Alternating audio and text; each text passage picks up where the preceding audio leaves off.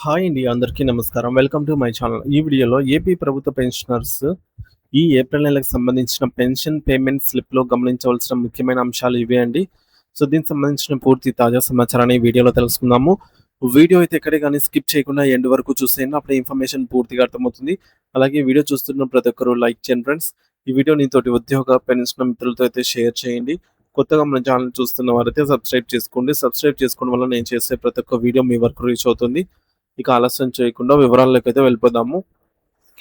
So friends, ఇక విషయానికి వచ్చినట్లయితే ఆంధ్రప్రదేశ్ రాష్ట్రంలోని గౌరవనీయులైన పెన్షనర్లకి ఏప్రిల్ నెలకు సంబంధించిన ఒక అత్యంత ముఖ్యమైన ఆర్థిక సమాచారం మరియు అప్డేట్ అందుబాటులోకి అయితే వచ్చింది.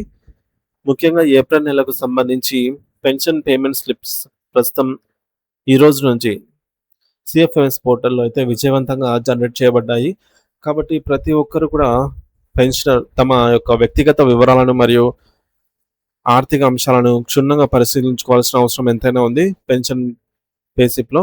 ఇక ఈ పేమెంట్ స్లిప్ అనేది కేవలం ఒక రసీదు మాత్రమే కాదు. మీ నెలవారీ ఆదాయం కటింగ్స్ మరియు ప్రభుత్వ ప్రయోజనాలను ఇవి ప్రతిబింబింపు అనేది గుర్తుంచుకోవాలి. అంటే మన యొక్క ఎర్నింగ్స్, డిడక్షన్స్ అన్నీ కూడా ఇందులో ఉంటాయి. ముఖ్యంగా ఈ నెల పేసిప్‌లో గమనించాల్సిన ఒక నిరుత్సాహమైన అంశం ఏమిటంటే జీఓఎంఎస్ నంబర్ 63 ప్రకారంగా ప్రభుత్వం ప్రకటించిన 10% డీఆర్ అరియర్స్ ప్రస్తావన అనేది ఎక్కడా కనిపించడం లేదు. దీని అర్థం ఏమిటంటే ఈ ఏప్రిల్ నెల పెన్షన్ చెల్లింపులతో పాటుగా రావాల్సిన ఆ 10% బకాయిలు ఏవైతే ఉన్నాయో ప్రస్తుతానికి జమ కావటం లేదు అనేది అర్థమవుతుంది. కాబట్టి పెన్షనర్స్ ఈ విషయాన్ని గమనించి తమ ఆర్థిక ప్రణాళికలు వేసుకోవాలి. మీరు మీ పెన్షన్ పేమెంట్ స్లిప్‌లను డౌన్‌లోడ్ చేసుకున్న తర్వాత అందులో మొదటగా మీ వ్యక్తిగత వివరాలను సరిచూసుకోవాలి.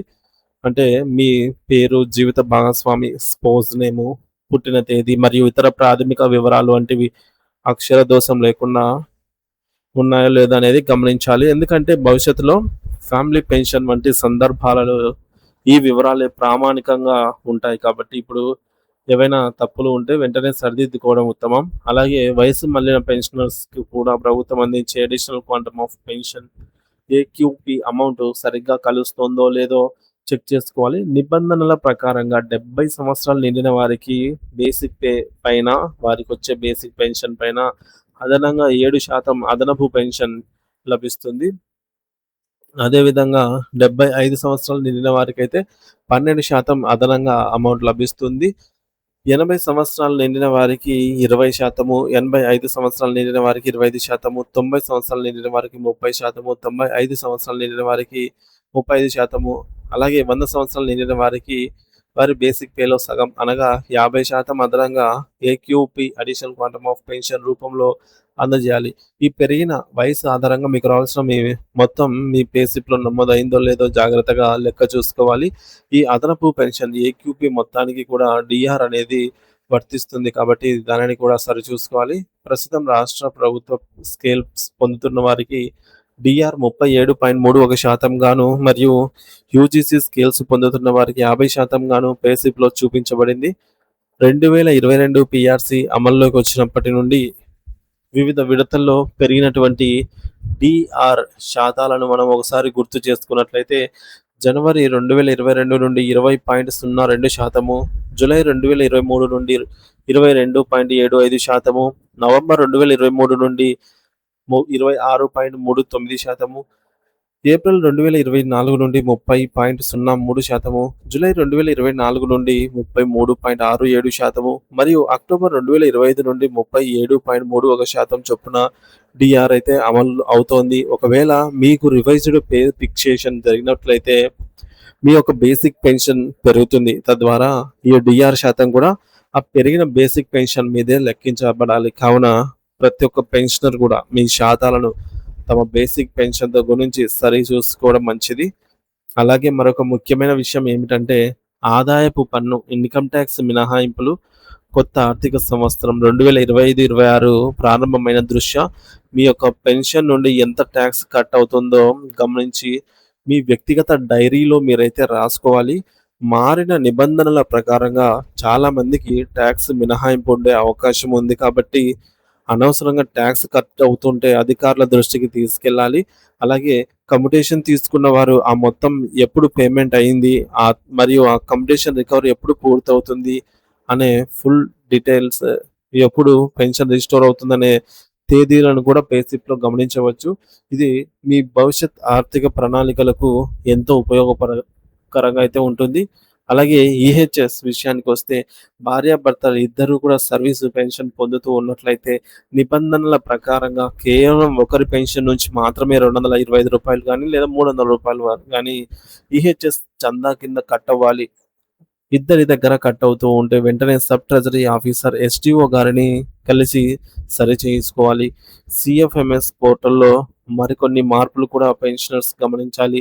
మీరు ఏ ట్రెజరీ ద్వారా పెన్షన్ పొందుతున్నారో ఆ ఎస్‌టిఓ యొక్క డీడీఓ కోడ్ మరియు టాన్ నంబర్స్ ఇప్పుడు పే స్లిప్‌లలో స్పష్టంగా కనిపిస్తున్నాయి.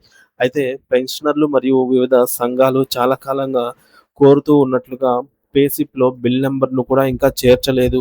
ఒకవేళ బిల్ నంబర్ ఉంటే పెన్షనర్స్ కూడా ఉద్యోగుల వలె తమ యొక్క పేమెంట్ స్టేటస్‌ను వెయిటింగ్ ఫర్ ఫండ్ క్లియరెన్స్‌లో ఉందో లేదో ఆన్‌లైన్‌లో ట్రాక్ చేసే అవకాశం ఉంటుంది.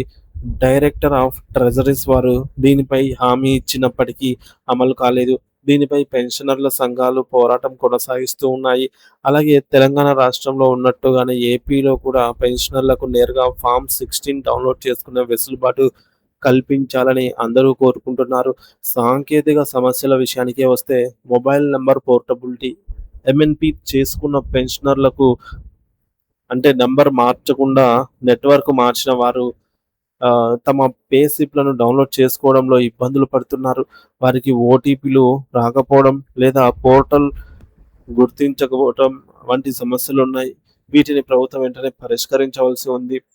మీ పెన్షన్ స్లిప్‌లో పైన వివరించిన ఏ అంశంలోనైనా వ్యత్యాసాలు ఉన్నట్లు మీరు గమనిస్తే మౌనంగా ఉండకండి.